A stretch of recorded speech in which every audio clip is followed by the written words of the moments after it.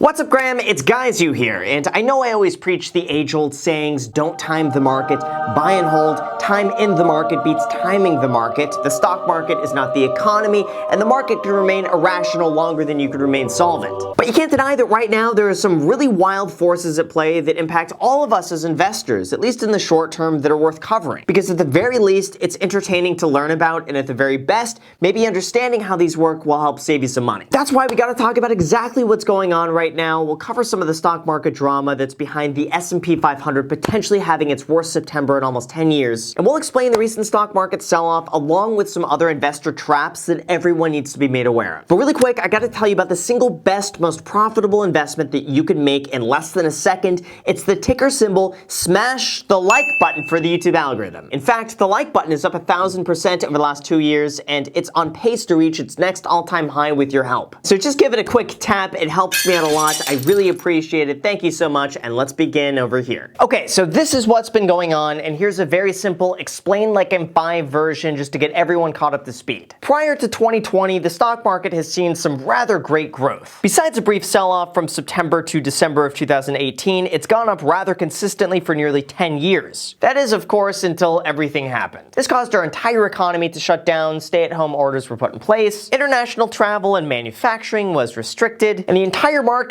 rightfully so, dropped significantly day after day. But then something interesting happened. The Fed came in and lowered interest rates, several large stimulus proposals went into effect, trillions of dollars began pouring back into the economy. And not only did the markets begin to recover, but tech stocks ended up doing incredibly well as people were forced to stay at home and find other alternatives. So much so that it boosted the S&P 500 to its all-time high, and the Nasdaq hit its all-time high by over 25%, led again by tech stocks. But then stocks ended up going down. Within 3 weeks, the S&P 500 has declined about 10% and the Nasdaq about 12%. And many other stocks are down even more than that, which leads to the question, what's going on, how much longer can this last, and is it a good idea to buy in, or is it like catching a falling knife? First, in terms of why the market is going down, here's what's coming into play all at the exact same time. One is political. Elections are coming up in November, and there isn't really a clear outcome. Now, you guys know me. I don't talk about politics ever here in the channel, but the thing is,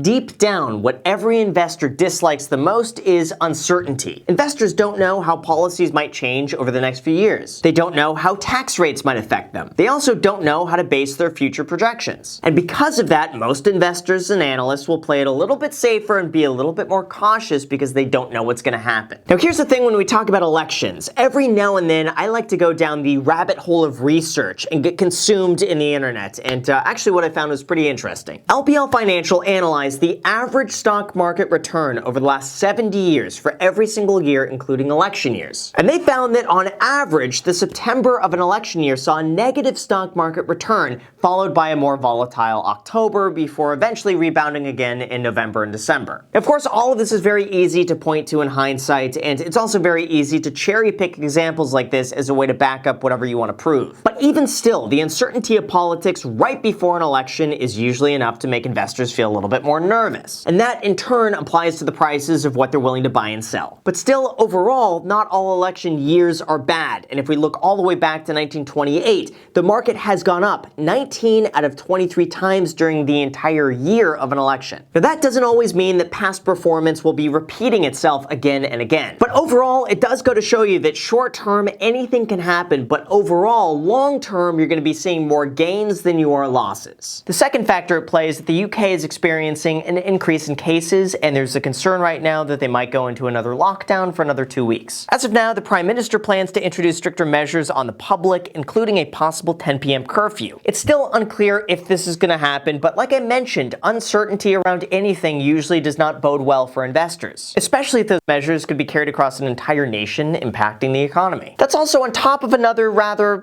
unique story that broke this morning about some questionable bank transactions. The allegation is that over the last 20 years, some banks have participated in an intricate $2 trillion money laundering scheme tied to some dodgy transactions. As an easy way to sum this up, leaked documents claim that banks have turned a blind eye to accepting corrupt money that was flowing through their accounts from 1999 to 2017. As it is right now, banks are required to write up suspicious activity reports for any high dollar or questionable transactions. And this is a regulation put in place to make sure everything operates as it should. But it was found that some of these suspicious activity reports weren't written up until months after the transactions took place. And then many of them from there were just never followed up with at all. Essentially, if this is true, either banks are really bad at keeping tabs on these type of things, or they turned a blind eye because they were making money from some of these high net worth individuals. Now, some compliance experts argue that banks are having a difficult time distinguishing between suspicious and non-suspicious activity, so filing millions of reports would overload the enforcement agencies. And they also say they're dealing with a backlog of false positives, which is why it usually takes a few months for these reports to be written up. Now, who knows what's true and what's not? It's too early to tell. But the $2 trillion amount was enough to certainly rattle the markets and absolutely send bank stocks declining even further. There's also the concern of another round of stimulus being delayed, as it has been for months now. If you take all of that and then combine it together, that's why the market has been a little bit volatile lately. And lastly, this is probably the most relevant to most of you watching, especially if you do not want to lose money in the markets, and that would be this one word: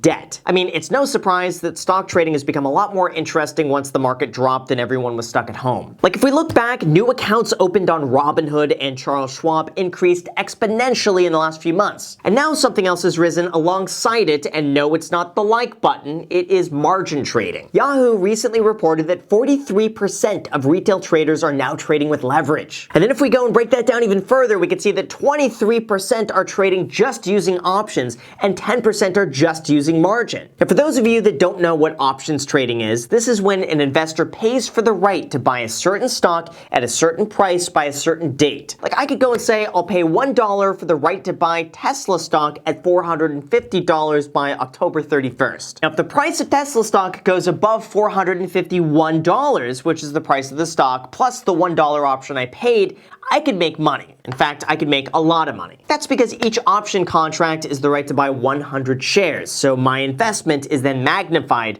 100 times. That's a recipe to either make a lot of money or lose a lot of money. So now in the last year, options trading has increased in popularity by 45%. And when we look back historically, we could see that options trading exploded in volume over the last 12 months and began their slow trickle upwards once Robinhood was introduced, and then once brokerages began offering free stock trading. Now, of course, you might be wondering, Why does this even matter, Graham? I don't even buy options. Why should I care? well, the reality is that options can impact the entire market as more and more of your investments are held up by leverage and cheap money. That could explain some of the volatility in today's market. Like, Goldman Sachs estimated that now 20% of all S&P 500 options traded in the second quarter had a maturity of less than 24 hours, up from 5% in 2011 to 2016. Or in other words, that means that people are now leveraging their money 100 times on short-term speculative bets on where the stock market is going to head in the next 24 hours. This has the potential to intensify the normal swings in the market, for better or for worse, because of how this is all facilitated. See, if you go and buy a call option with the expectation the market is going to be going up, many brokerages will actually go and buy that underlying stock as a hedge against their position. Multiply that by tens of thousands of call options spread across the entire S&P 500, then multiplied by 100 times. And that easily creates this wave that pushes the market higher and higher and higher, and then lower and lower and lower as people sell off. That led to the notion that maybe tech call options have influenced the entire market to rise abnormally fast and then dip quicker than expected as investors bought up and then sold their positions. Bloomberg even joked that the reason the stock market rally abruptly ended on September 2nd was because Robinhood investors had to go back to school. Anyway, I would like to think this would be a critical warning out there for any new investors to preferably not trade stocks with leverage. I think the fact that 43% of investors are trading with leverage or margin or options is rather concerning. And I guarantee this can't end well, and it's only a matter of time until people end up losing money. And I also have a feeling that eventually options trading is going to be further scrutinized and regulated as it continues growing in popularity. This might be an unpopular opinion, but the way I see it is that for a lot of people out there,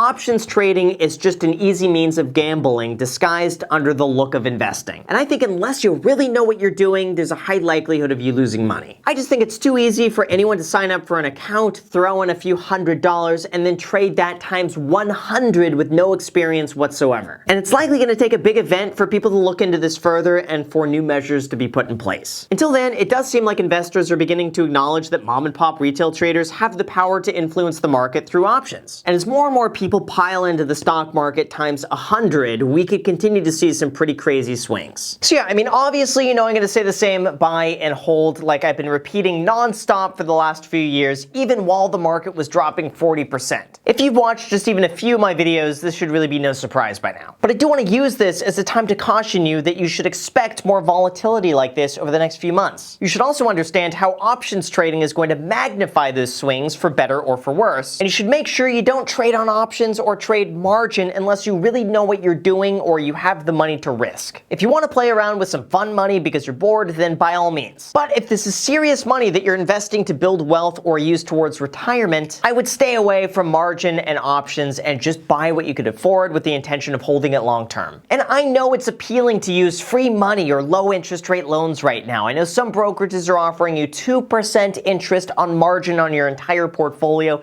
which is insane. It's ridiculously low. But be aware there's significant risk of those loans being called if you're not careful what you're doing. And the safest strategy out there is just to buy what you could afford with the intention of holding it long term of 20 years or more, and then obviously smashing the like button for the YouTube algorithm. So with that said, you guys, thank you so much for watching. I really appreciate it. Make sure to destroy the subscribe button and the notification bell. Also, feel free to add me on Instagram. I post there pretty much daily, so if you want to be a part of it there, feel free to add me there, as in my second channel, The Graham Stephan Show. I post there every single day. I'm not posting here. So if you want to see a brand new video from me every single day, make sure to add yourself to that. And lastly, if you want a totally free stock, use the link down below in the description. And Webull is going to be giving you a free stock worth at minimum $8 and all the way up to $1,600 when you deposit $100 on the platform. So feel free, enjoy that free stock. Let me know which one you get. Thank you so much for watching, and until next time.